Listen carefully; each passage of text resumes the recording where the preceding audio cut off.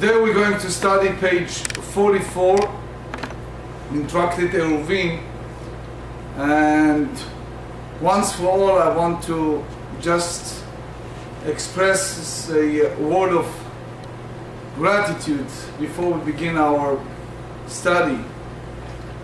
Words cannot express our deep gratitude to think that in a congregation of about 107 years of life, we are fortunate to have first time ever a daily learning of Daf Yomi, and to see people come about 6 in the morning. Some of you are even earlier than 6 in the morning. Come here to study a daily Daf Yomi, daily page of the Talmud. It's really heartwarming feeling. It's a huge mitzvah to think that our congregation is the only congregation, not only in this capital of Maryland, but in the entire Anne Arundel County, that blessed with daily prayer, daily minyan for 107 years, which is by itself a huge miracle, a huge accomplishment to my predecessors, and Baruch Hashem, me included, to maintain our chavrusa with Ner Israel Rabbinical College students of Baltimore that come here every Monday night and study with us for 2 hours, for all the Rabbanim that come here and teach over weekends, over Sundays, over Monday night with the chavrusa, and many other occasions.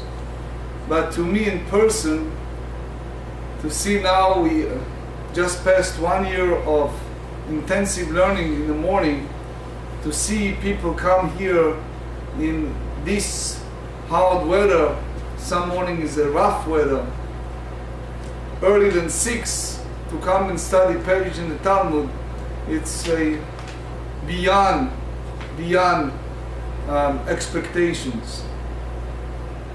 We are very fortunate to see more and more people, Baruch Hashem, putting tefillin every day, praying hard, try to expand the kashrut, the kosher dietary laws to the community at large.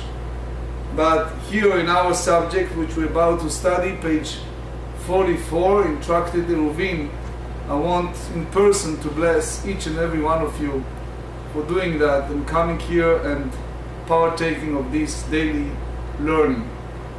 Page 44, 14 lines from the bottom of the page. So we discuss a contradiction between the two brightot.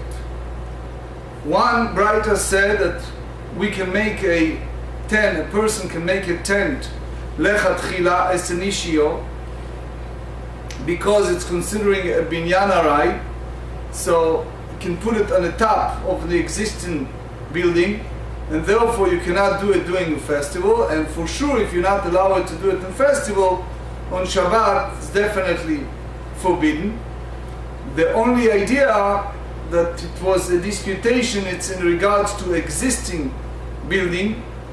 So in the existing building, they said that Rabbi Eliezer said that we should not add on festival and for sure in Shabbat, and the sages said you can make a temporary addition to the existing building, and if you allow that to do on Shabbat, for sure you're allowed to do it on the festival. So the Gemara said, again, 14 lines from the bottom of the page, Elokashia, Ha Rabbi Meir, Ha Rabbi Yuda. Part of our previous discussions, and those who are viewing us, so please go to the previous session, we discussed also building a sukkah. In the festival of Sukkot, we were required to have 4 walls of the sukkah. the idea is if we have only 3 walls, b'diavad it's fine, excuse me, but basically the minute you reduce walls, it was a discussion if you can use human body as part of those walls and make it as a by force of circumstance, b'diavad, some type of sukkah. So part of that discussion was a question that if you make a like temporary sukkah on a festival, is that permissible or not? So Rabbi Meir, the Braita that said that we're allowed to make a sukkah, that wall, a temporary during festival, it's according to the opinion of Rabbi Meir. Rabbi Yehuda, and the other Braita that forbids it, it's according to Rabbi Yehuda, the Tanya. Asa'al livhema dofen lesukkah.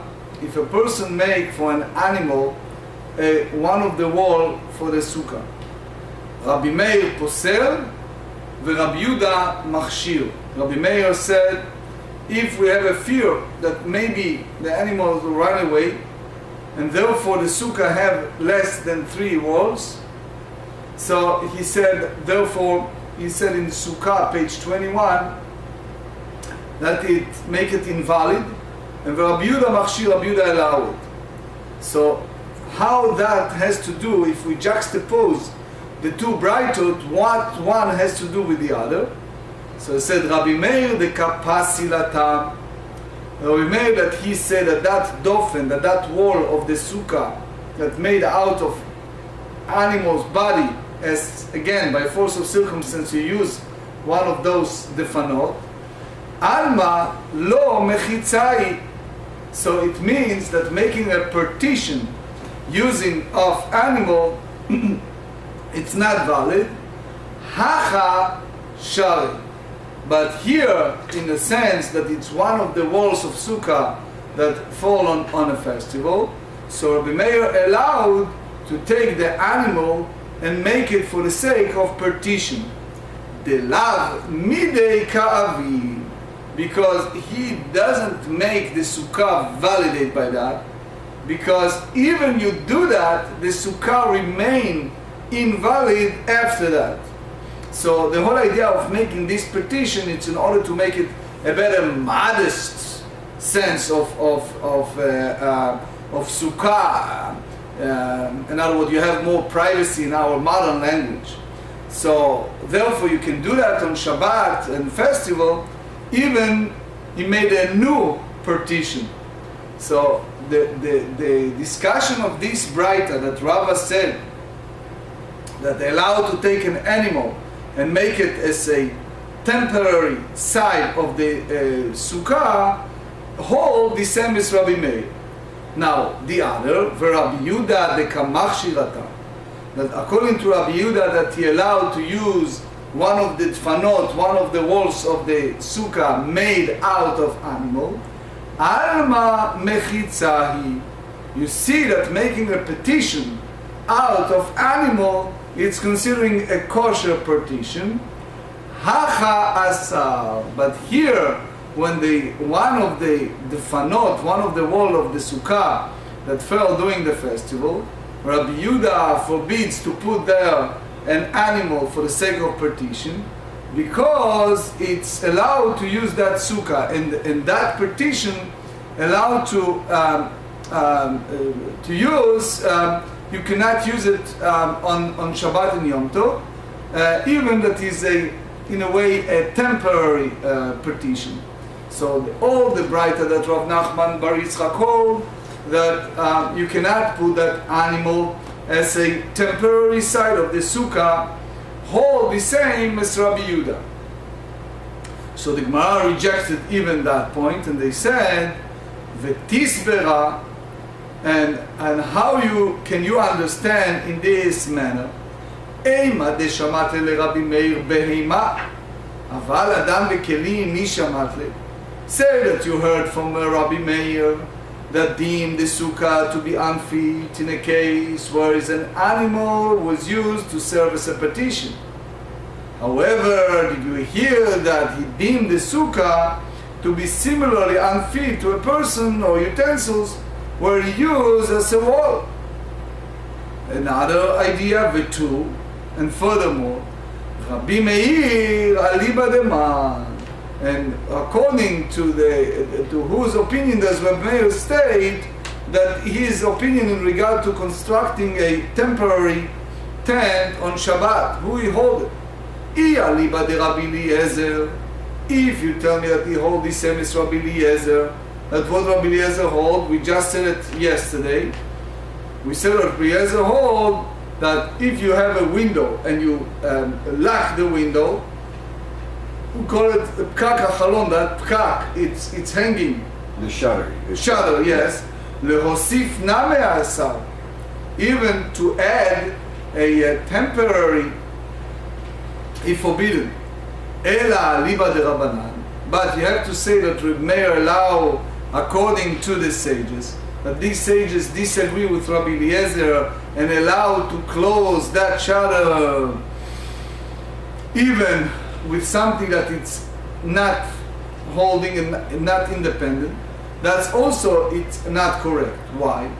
Eimar de Amri Rabbanan lehosif. What did the rabbi tells us? That you allow to make it an addition, temporary addition to the existing building, such as if you close a window with a shutter with a certain sealed way. Lechatchila mi amu, but did they said it's lechatchila? They said that it's permitted to construct a partition or a tent for the first time. So now they come up with a new idea.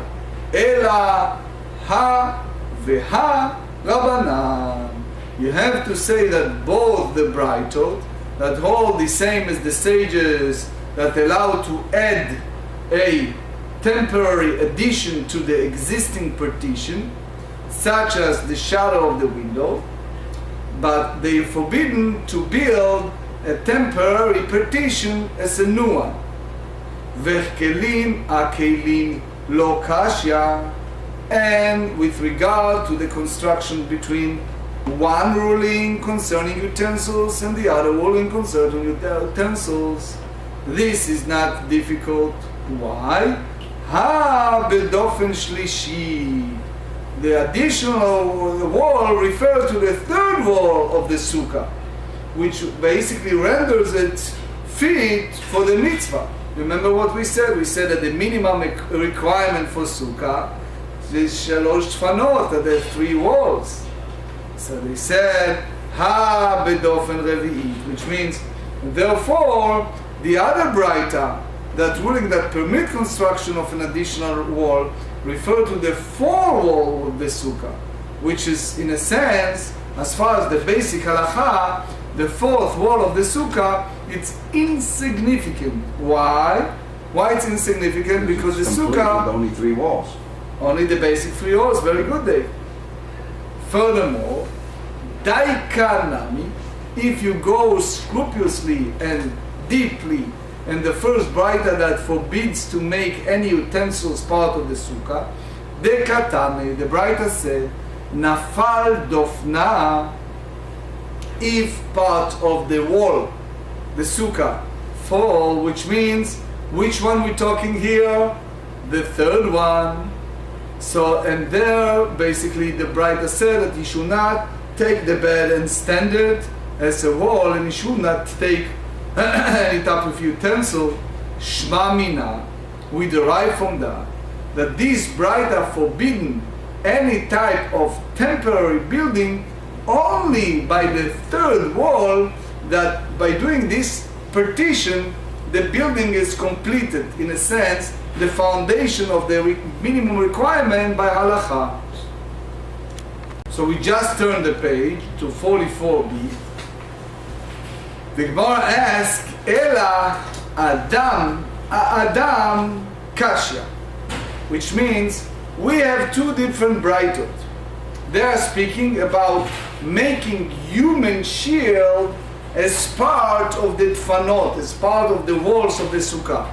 which is, let's refresh our memory, the first Braita forbids it, the second one allows it. So here you cannot say that the Braita that allows it speaks about the fourth wall, that it's not makes a big validation of the sukkah, because what they said for in order for a person to eat or sleep there, you can use a person to be one of the wall. So it means that this Braita speaks about the third one that validates the sukkah, and even though you can use a person to make him the third wall. So what we see so far, we have the first Braita that Rav Nachman bar Yitzchak brought, that said 2 points.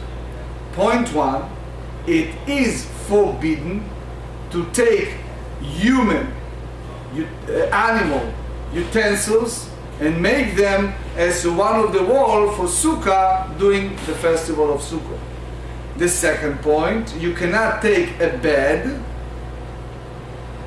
and you put some type of sheet in order to make it as one of the walls for the Sukkah.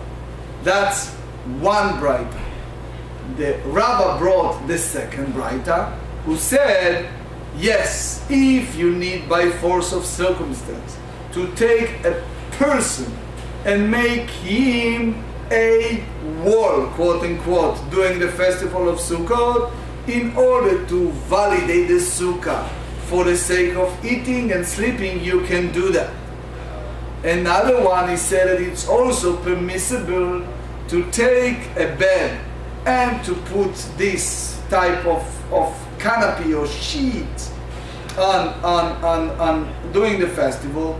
If, God forbid, you have a corpse, you have a dead body, and you do not want to have all the involvement of the smelling and the protection for the human dignity, so you can go, or even in the simple case, if you have food, and as you know, when it's hot out or whatever the condition is, if you leave open food, it spoils it.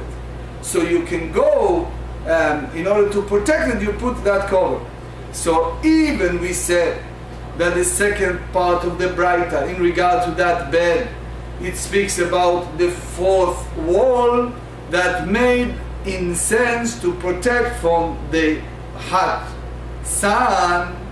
It's because they said it in a clear way. They said, in order not to have the effect of the heat from the sun upon the dead body or upon that food. But the first clause of the Braita that said, in order for a person to be able to eat and drink in a sukkah, it has to speak about what? About Rashi said, about the third wall of the sukkah. So now you see a question, Adam Kashya. The person in one ruling concerning a person, it's a difficult because it's contradiction. So they said, Adam Namelo Kashya. It's also not the issue between the two. Why? One is not contradiction. Kan ledat, kan shelo ledat. The first Braita that speaks that the person know clearly that this partition he has made for the purpose of sukkah, and therefore that itself forbids it. Because if a person have an intent to make that human as a petition, it's very similar to the mindset of a permanent petition, and therefore the rabbis came in and put a decree even that in reality it's only a temporary building. However, the second Braita speaks about situation that the person is not aware that this petition was made for the sake of sukkah, and therefore it's permitted. Because if a person will not stand there for the purpose of having that as a partition, it's uncomparable to a permanent partition. And Aruch HaShulchan said, just as a point of reference, in Shin Samech Bet 362, he elaborated that, and he said, what you see here in Rashi, that you basically should not take utensils. It's forbidden to take utensils and make it the third wall of the sukkah, because usually you use this utensil to make them a partition. So he said, V'ha de Rabbi Nehemiah brei de Rabbi Chanilai leda'atav. What happened now? Since Rav Nachman allowed to make this partition of people in order for him to return to the domain of Shabbat. Remember what we said yesterday? You take people, group of people, and then we help this his student to come back. So he said, isn't that clear that he made it as a petition? Because these people, it's not that they stand there like soldiers and they have no idea what you're doing. They're standing there because they know they are gathered there in order to make the allowance of that individual to come from that domain to another domain. So how come Rav Nachman allowed that? Because we explained that you cannot use a human as a partition if it is in his intent. So how come Rav Nachman said that it's okay? So the Gemara responds and it said, no, shelo midat hava, which means that people are not aware in that circumstance that they are using them as a partition. Why? Because Rav Chizda asked them to gather there, and he didn't specify. He says, hey, that's the idea, everybody should go there and stand in line there. Didn't give them an idea what's involved. So therefore they don't have the intent to do it, and it's fine. But still the question, Rav Chizda mi'arida'atava. Okay, I understand that all his students, all of these people that stood there, they're not aware of that. But Rav Chizda himself know that they make this petition of people because he gathered all the people there. So how he himself can be partake of that petition? And they said, no, Rav Chizda shelo minyan hava. He was not part of those people who made that petition. So what we see here? We see here that according to the sages that allow to add to the existing building an addition, temporary addition on Shabbat or festival, you can add more to the valid sukkah that already have 3 walls. The fourth one can be temporary. But to take a utensil and to make it as a third wall for the sukkah, that's basically validating the sukkah, even that the intent is to make it as a temporary partition, it's forbidden. The same way, you cannot ask an individual to stand there at the sukkah to make himself the third wall if he knew in advance that that's the goal that he's standing there. But if he's not aware that he was called to do there as a petition, you can ask him to do that because you cannot compare it to the labor of building. So even you agree, everyone agree that you can go ahead and use that petition. You cannot allow to make a full petition temporary. You can use people as long as they're not aware that you use them for that purpose. So you can use them make them the third wall of the sukkah, or you can gather people to make a partition in order to allow a person that extended outside of the limits of Shabbat. The same story as Rabbi Nehemiah. Now we're bringing a simple stories that just reassure us for this discussion of using people as a partition on Shabbat. Hanhu bnei Genana. Bnei Genana, according to Rashi and Rabbeinu Hananel, it was the people that gathered together for the celebration of the chuppah, of the canopy.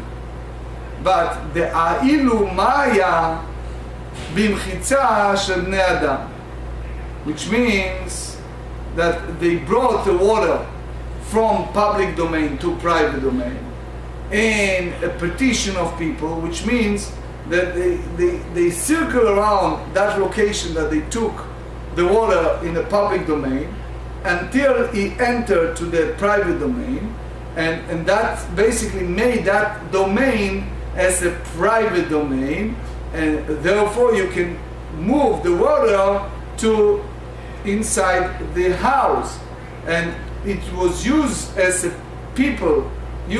petition, but they knew about it because they told them in advance when it was set up that was the purpose. So Nagdinu Shmuel, that was something that rabbinical court in our days fulfilling the dreams of some rabbis. That they just what did they say in English? Flogging. What? Flogging them. Yeah. They flogged them. Okay, that they violated what the rabbi said.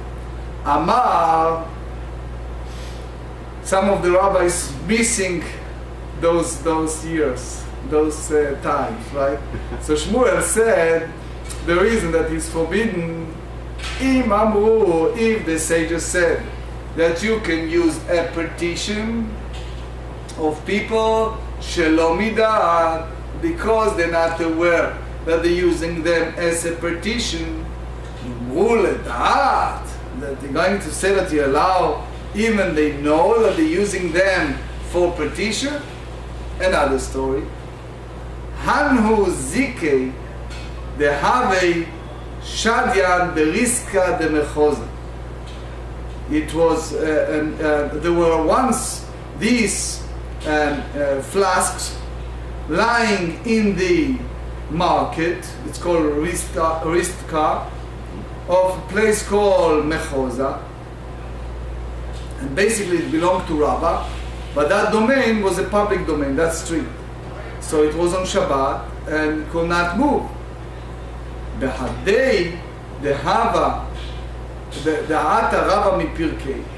Rabbah used to go out and give his public orator, public speech, and many people who follow him to hear his derasha, his speech. Il Unyale. So his attendants, his shamash, brought those flags with him. From where?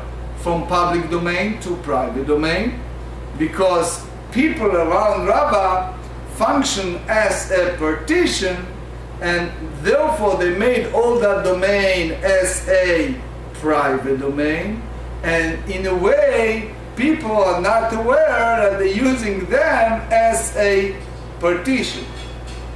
However, Leshabta Charite, the following Shabbat or another Shabbat, that those flags was no longer in the street. Ba'ei Ailinu, the attendants, the shamash of Rabbah wants to bring a group of people, make them as a petition, the same way as it was the last time. The Asarleu, Rabbah totally forbids it.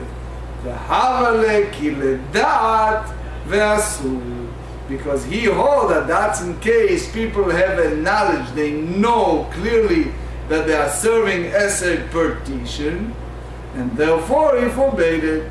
So it means that in reality they may be not aware of, but because they are used one time as a partition, the Mordechai said, and it's also, you see it in a Tosfot, in the previous page, 43b, that the Matchila Lima, the same thing, because they did it once as a partition, it's a very high probability that they, at this time, they get the sense, the feeling that now they're using them as a partition, and therefore it's forbidden, and that Shulchan Aruch Or HaChaim in Shin Samech Bet in 362 said as follows. That is forbidden to use as the people knowledge as a partition. Now in conclusion, in another case that they use people as partition, Levi A'il Ulei Tivna. They to a great sage by the name of Levi there was brought a straw through a human's partition comprised of people who are unknowingly used for this purpose. The same applied to a great rabbi by the name of Zeiri. Aspasta, they brought a father, it's called a aspasta. So it's this type of some type of grain that before you cut it, it's still before the finished growing, right? Fodder.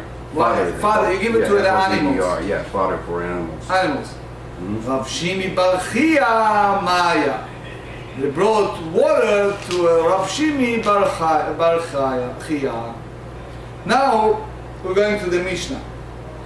And the Mishnah, it's based on what we study in Rosh Hashanah. In the tractate Rosh Hashanah 21b and 23b, we said that there are some exceptions. A person can go outside of the domain in order to go to the Bet Din, to rabbinic court, to say that I saw the beginning of the moon, and therefore after he gave his testimony, you basically forbids him to go outside of the 4 cubits that he is standing there, because he's outside of his domain. So that's the way originally they used to do that. Rabban Gabriel came in and he made a decree that he has to have a new limit, a new domain that exceeded to 2,000 cubits to those specific witnesses that come outside of the Shabbat limits. Why? Because he felt that otherwise people will basically will think twice, why should I bother of this trouble to go and stuck outside if I'm exceeded the Shabbat limit. So also they made a special decree that if it's a life-threatening situation, for example, if you have a woman that need to deliver a baby and she needs to go, or if someone needs to go because it's a fire or because of the enemies, so you can go and extend that Shabbat limit. So now the Mishnah discuss if someone did it because they need him. Let's trace a scenario. Someone was called because they told him he's a bomb, God forbid, outside. So he exceeded the Shabbat domain. And now all of a sudden, they no longer need him. So they said, Mi sheyatza birshut, if someone left the domain of Shabbat in a sense of permissible, in order, for example, to give the witnesses of the new month, or in order to save someone's life, and then ve'amru lo kvar na'asa ma'aseh, they told him, oh, don't bother, the Beit Din already have other people and it's already sanctified the new month. Or those people who are in danger, they're no longer in danger. Or this woman already delivered a baby, so you don't need to continue on. Now he's stuck outside of Tchum Shabbat, and how much space he have? Only 4 cubit, if you remember we studied it in the 41b in the Mishnah. So now we come up and said, Yesh lo 2,000 ama lekol ruach. Remember, this fellow went to that trouble in order to give a testimony for the new month, or in order to save life of a person, or for woman delivery. So therefore he is not deserve any type of penalty for that in our language. So because it was a special decree, as the Mishnah said in Rosh Hashanah 23b, of the Rabban Gamliel decree, now he can go ahead of 2,000 cubit from that domain. The minute he informed that he's no longer in need, you measure 2,000 cubit from that domain, and he can go ahead and continue on. The Mishnah concluded, if it was within the Shabbat domain, so it is כאילו לא יצא. It's considering like he didn't left, and now we have a full size of the domain, and the Gemara later explained it, and they concluded, כל היוצאים להציל חוזרים למקומם. Whoever left to save can return to their location, and soon we explain all of that. Now we go to Gemara. The Gemara asked, what exactly, the Gemara way is to go deep to the texts of the Mishnah and understand it. That the Gemara was much later than the Mishnah. So they said, "Mai imaya betoch hatchum כאילו לא יצא." What do you mean by saying that if he was within the Shabbat limit, we're not considering him as one who left the domain? What is כאילו? It's like he really did not left his domain. Amar Rabba said, "Hachei ke'amar." This is the meaning of the Mishnah. Im haya betoch tchum shelo, if he was in the original first domain, כאילו לא יצא מתוך ביתו דמי. It's like the person did not left his home, even though he left his home. So it means that כאילו לא יצא, it's not in the Shabbat domain, because really he did not leave the domain, but to his home, that from there he really left. And then this is the idea of the word כאילו, it's like. So the Gemara asks, if that's the case, pshita, that's obvious, because since he did not left his Shabbat domain, so his din did not change at all. So why do you think that they did not measure the 2,000 cubit from his home, from his domain, as an issue? So the Gemara said, yes, it's a reason for that. Mahu detema ho'il ve'akar akar, since he was uprooted, since he left his domain, so you said it's already moved, and therefore the 2,000 cubit apply to that place that he is right now, even he did not left that Tchum Shabbat, so therefore you should not measure that Tchum from his home, only 2,000 cubit from that domain that they told him there is no longer in need. So therefore Rashi said, he can now go back to this original domain, in that side that this new one is there from the original one. So he basically can go to his home, the other side, 2,000 cubit, but only from the place that he is now, because he lost the original Shabbat limits. So they said, Kamash Melan.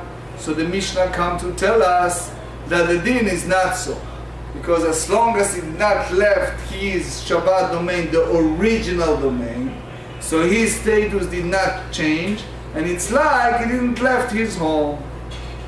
Another explanation, Rav Shimi bar Chia Amar, Hachei Ke'amar. That is the meaning of the Mishnah, that if someone left his domain with permission, and the sages gave him a new domain around the place that he is now, as the way we said at the first clause of the Mishnah, אם היו תחומים שנתנו לו חכמים מובלעים בתוך התחום שלו, if the new Shabbat limit that the sages gave him, it was incorporated within his domain, the original domain, which means that he can go to the new domain and return to the first one, כאילו לא יצא מתחומו, we consider that as one who did not left the original תחום Shabbat, and he can go to the first one, but it's a machloket between Eliyahu Rabbah and Gaon Yaakov. Just a side note, the Eliyahu Rabbah said that he must return to the first original domain. Gaon Yaakov said that he can stay in the new one, it doesn't need to return what, and the Mishnah Berurah brought both opinions, but he stated the second one. In the Shar Atzion Tav Zayin, he go by the second one. But everyone said that if he returned to the original domain, he needs to stay there, and he basically lost the original domain that he was there. So now we said, and you see here in Meorot Hadaf, picture 177, that what Rav Shimi Bar Chia said, that if those tchumim that they gave him, you see this is his domain, you have 2,000 amot, 2,000 cubit, and another 2,000 cubit, and this is the place that he is now. So this one, it's muvla'in, it's parte. So it means that it's not considering as he walked 2,000 amot, and he can walk back to his home, the original destination. So the Gemara elaborate on this machloket and disputation between Rabbah and Rav Shimi, why each of them explain the Mishnah differently. Mar Savar Rav Shimi hold Havla'at Tchumin Miltahi. Rav Shimi hold that Havla'at Tchumin, that if you have the summing of the Shabbat limits, which means if one's original limit is subsummed with the new limit, one may pass from one to another, is something significant and may be relied upon. Umar Savar, which is Rabbah, Lav Miltahi, that is nothing significant and he cannot rely upon. So he didn't left his house. So Rashi explained here that it's based what we said in 41b, that the whole idea of Nahardi that said that if someone left unintentionally out of the domain, he has only 4 cubits, for example, he needs to use a laboratory, etc., and therefore return, that is basically return to the original Shabbat limit, because he left with the reshut, with a certain circumstance, but Rabbah disagreed and said no, he holds the same, that he was an original. So Abaye asked, Amar le Abaye le Rabbah, ve'at lo tisbera davla'at tchumim miltei. You not hold that if you incorporate these tchumim, it's something that allowed, permissible. ומה אילו שבת במערה שבתוכה 4,000 ועל גגה פחות מ-4,000 אמה? If one was inside a cave that is a 4,000 cubit across, but atop the roof it's less than 4,000 cubit across. So what happened here, it is not, it says לא נמצא מהלך את כולה. So it basically, it is not the case that he may walk the entire length of the roof. וחוץ לה 2,000 אמה, and outside a 2,000 cubits. So here there is a very important Rashi, and this Rashi in particular is the exception, because in my book, this book, it's Biurei Klomar B'Rashi L'Shas. So those of you not familiar, it took me about 14 years to write this series of books, and it's dealing with the word Klomar in Rashi. So here you see in this Rashi, they have 3 times the word Klomar. And I explain here in all these sources that the big question, if you consider the original domain as part of that domain or not. So I explained, for example, the third part, the Rashi used a picture. If you look at your Rashi, I explained that is a petach, and you have the roof in between. And Rashi explained that they have the 4,000 original as part of that. So the big question is if, according to Abaye, this gag, this top, it's below than 2,000 amma, and what's the reason we allow it? So again, this is a long Rashi. It's way above the scope of this study, but I encourage you to read in my book. There are 3 klomars in this Rashi. So basically they said, Amarle, Rabbah respond to Abaye, and he said, Velo shamelach ben heicha de shavat ba'avir mechitzot mi be'od yom leicha de lo shavat ba'avir mechitzot mi be'od yom. So he said, don't you divide it between a case where a person established a residence within the airspace of the partitions before Shabbat while it was still day, to a case the case we just talked about, the cave, and the person, the other one that is not established residence within the airspace of the partitions before Shabbat while it's still day, is the case of the Mishnah. So he said to him, so how do you apply all of that? So even it was muvla, even it was that the 2 limits were established at the different times, one before Shabbat and one on Shabbat. So he basically acquired a new domain when he left. So, and it's not because the original domain he have there. So Abaye asked and he said, "Ve'eicha de lo shavat lo." You're going to tell me that in a case where he did not acquire his place of residence within those partitions before Shabbat, so you're going to tell me that the principle, the subsumming of the limits, does not apply? So he said, 45, Vehatnan, we learn in the Mishnah in 52b, in regard to someone left the Tchum Shabbat without permission. So he said, Rabbi Eliezer Omer, Shtayim Yikanes.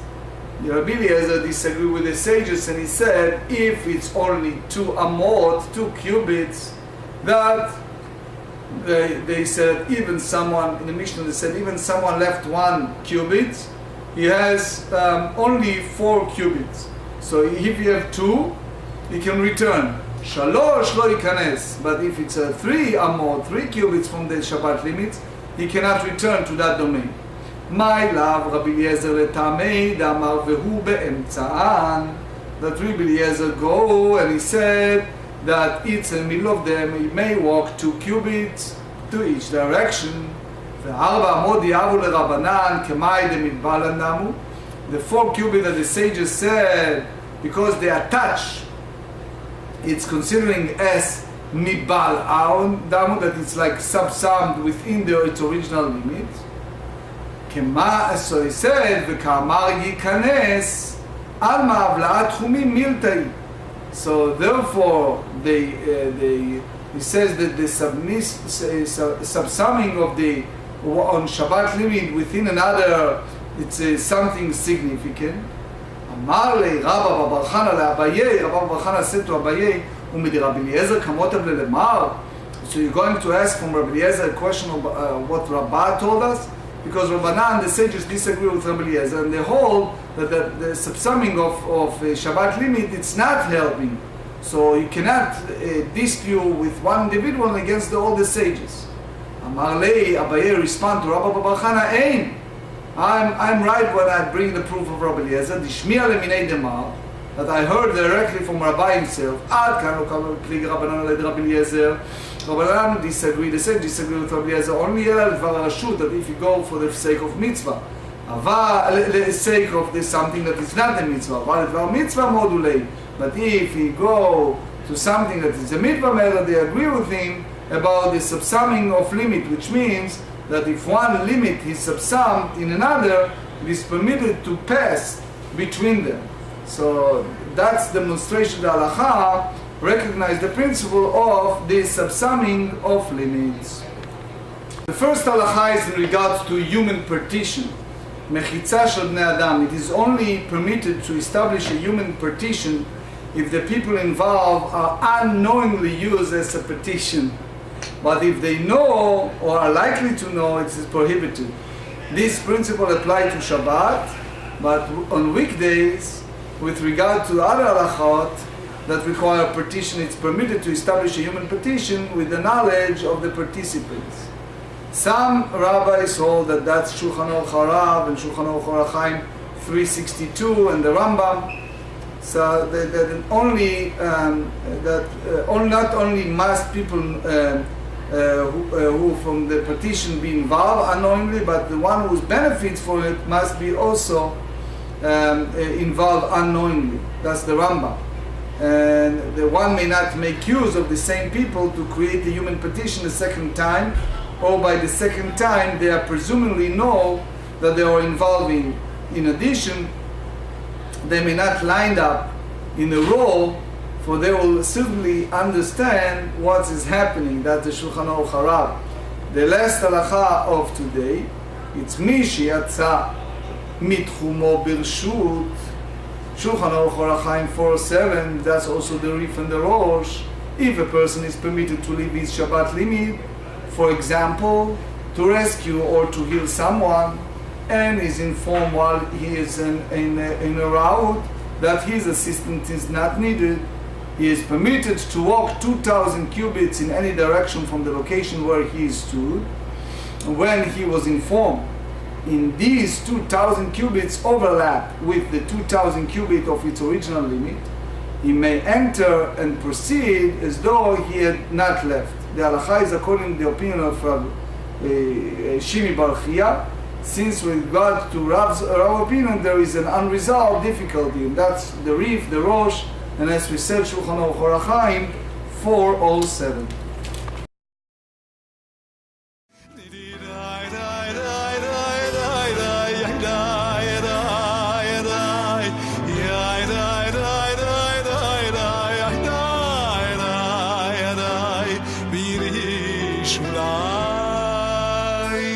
Kar tu